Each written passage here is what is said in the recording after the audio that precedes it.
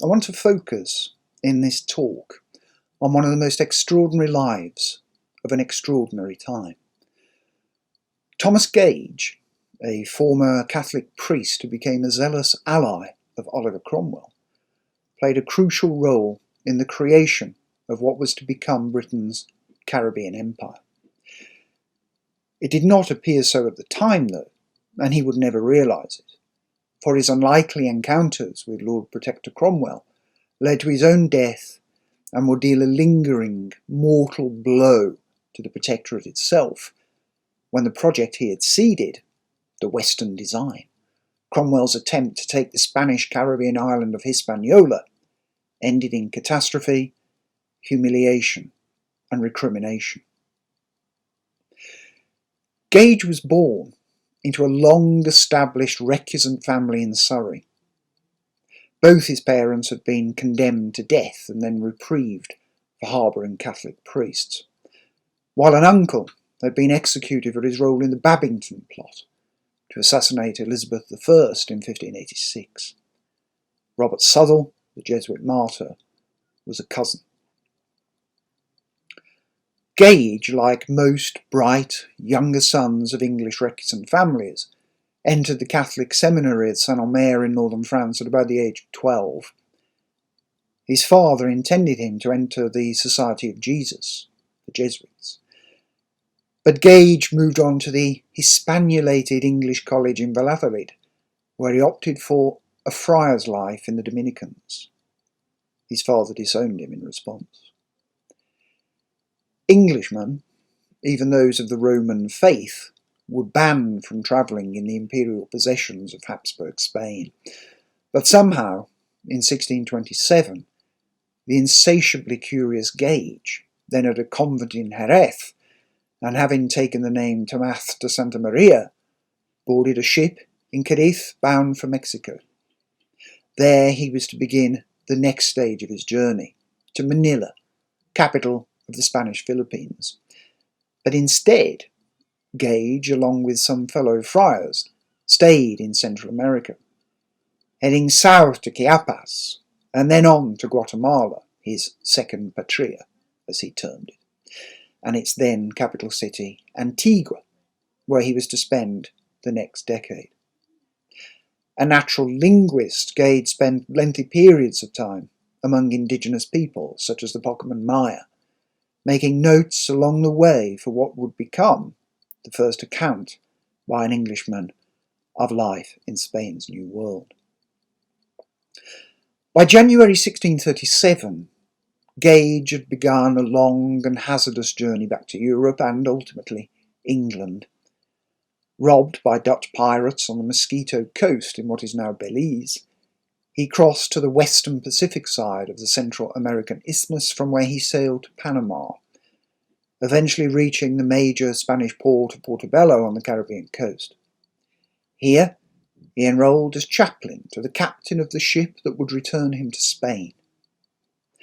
A month later, having forgotten most of his native tongue, he arrived in England, disinherited by his father and dependent on the recusant underground, protected to some extent by Henrietta Maria, Charles I's Catholic queen. He reportedly said Mass for a final time at a clandestine chapel in Holborn.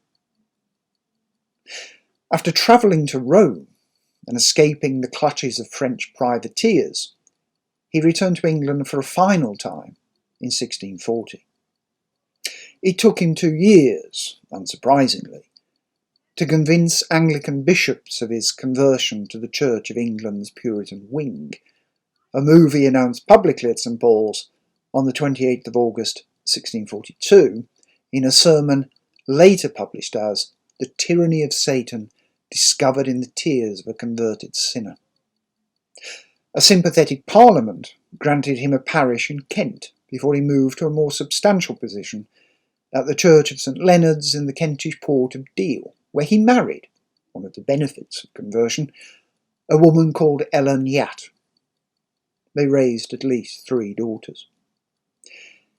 It was there and then that Gage composed his compelling travelogue of retrospective self-justification, The English-American, His Travail by Sea and Land, or The New Survey of the West Indies, eventually published in England in 1648.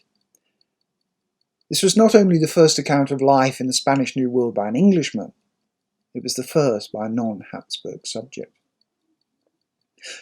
A bestseller in its day, The English-American remains an enjoyable read, despite its breathless paragraphs.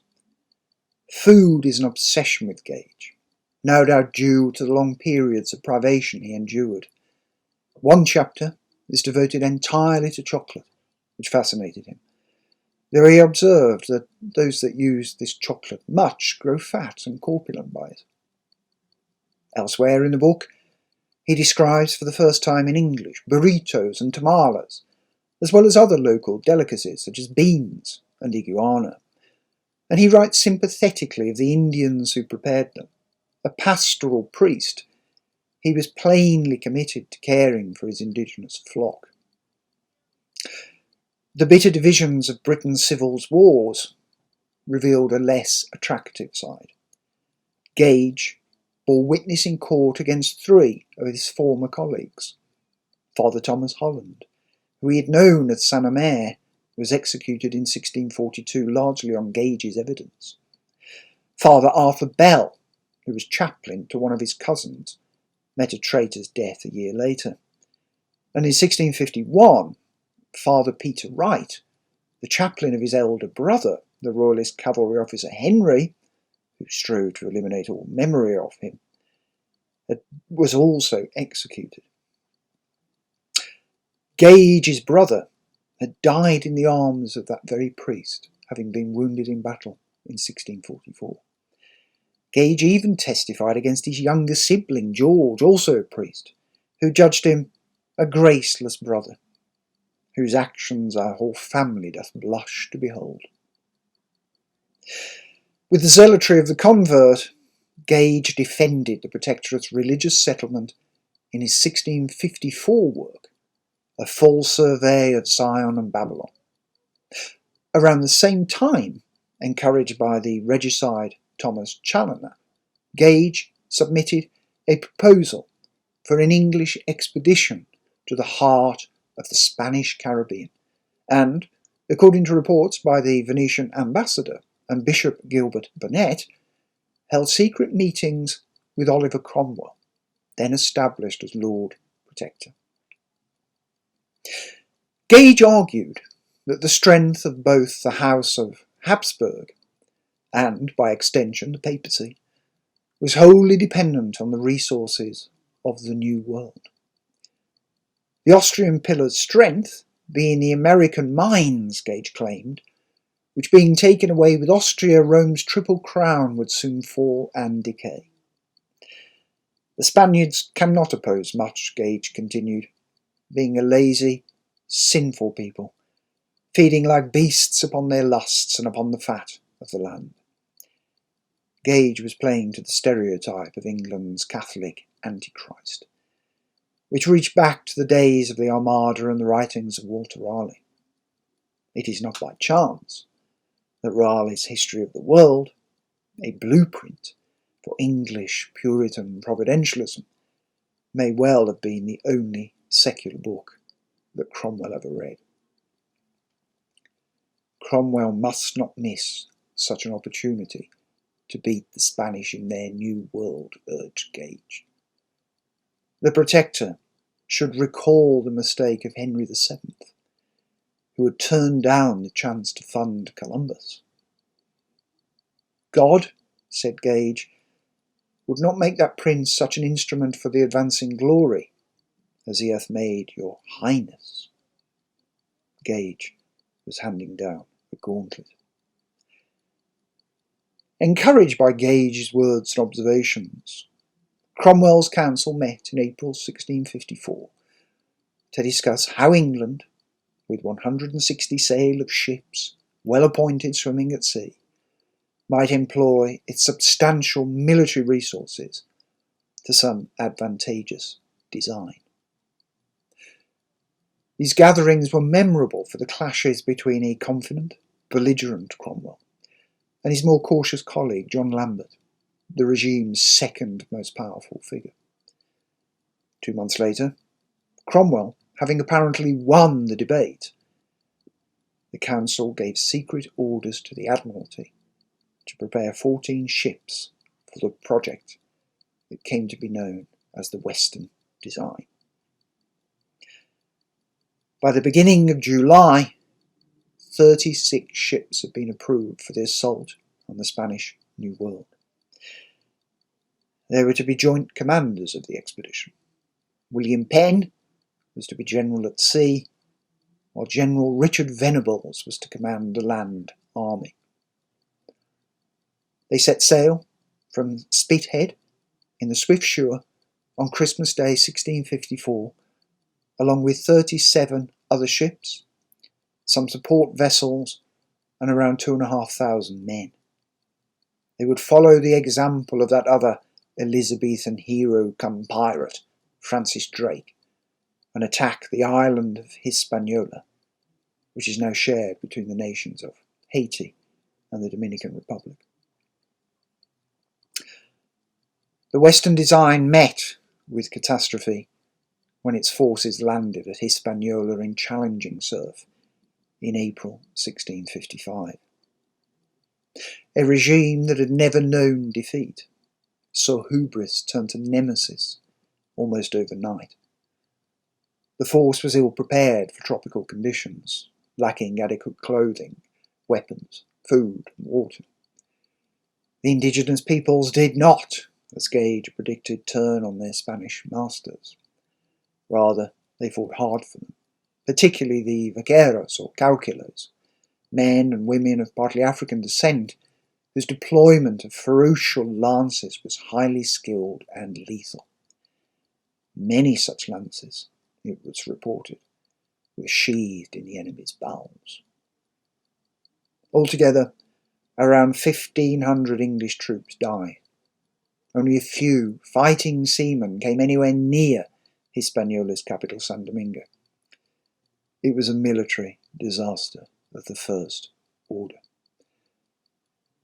Penn and Venables tried to save face by heading for Jamaica, 1/6 the size of their original target.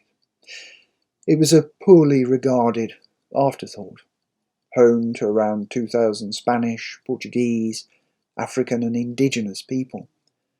But downwind and accessible from the south coast of Hispaniola, it offered a redemption of sorts. Luckily for Penn, Venables, as well as Gage, who was in their party, Jamaica was the only undefended Spanish holding in the Caribbean. It was the last personal possession of the Columbus family, who claimed rent from it but little else, and argued that Spanish royal law forbade the building of unlicensed fortifications. 40 English ships entered what became known as Old Harbour Bay on Jamaica's south-central coast on the 10th of May, and despite bitter if chaotic resistance, its Spanish occupiers surrendered a week later, though not before various guerrilla forces took to the hills. It would take decades for the British to pacify the island. While attempting to flush them out, Venables became affected by fever. Penn abandoned him and set sail for home on the 25th of June. Gage would stay in Jamaica and die there early in 1656, as did half the island's English garrison, of malaria and dysentery. No one then realised that Jamaica would become Britain's most important Caribbean possession, where the horrors of slavery would come to dominate a settlement founded by men who proclaimed liberty for themselves.